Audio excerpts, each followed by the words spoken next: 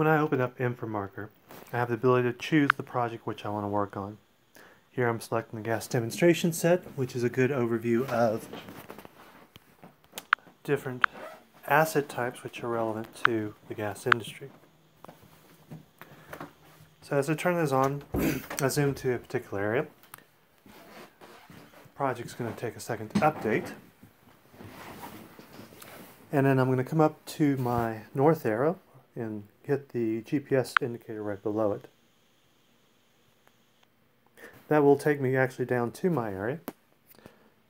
From here, I have the ability to very quickly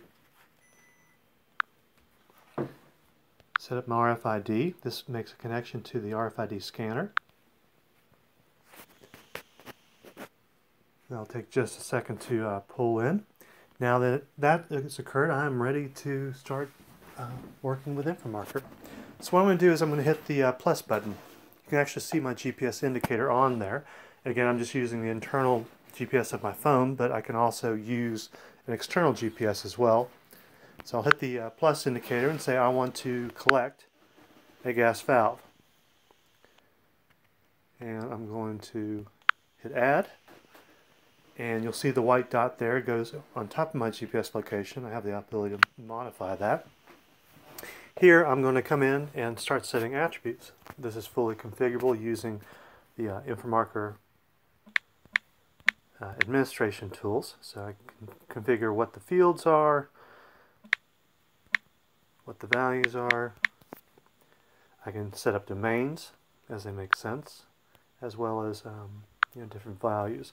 And again, I can control all of this information. At this point, I'm ready to tie this particular asset that I've already placed with a RFID InfraMarker. So I'm going to hit the Add Marker Info button. My scanner is actually tied to communicates with the RFID marker. So here I have no data valid. So that means that there's nothing that's been previously associated here. So I'm going to come in and hit OK. And it's going to say write successful. And I can see that it wrote successfully because I can come scroll down here and I see that the RFID tag has actually been set.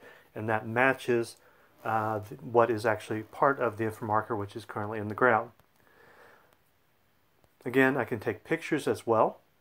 But in this case, I'm going to call good enough done and hit the save button. At this point, I can actually see my dot on the screen. So if I come back in and out into the field, and let's say I want to, I found my location,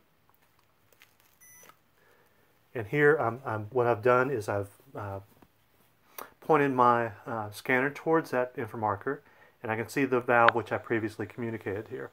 It'll actually zoom me there, so I'm just going to choose that. You can see down here it kind of keeps a running log of my project history. Now, once I'm back in the field, not only does it help me to find and review this information, but I can also do other things like, let's say, capture a valve inspection. So I just hit add on my valve inspection. I can note various required fields. Again, this is completely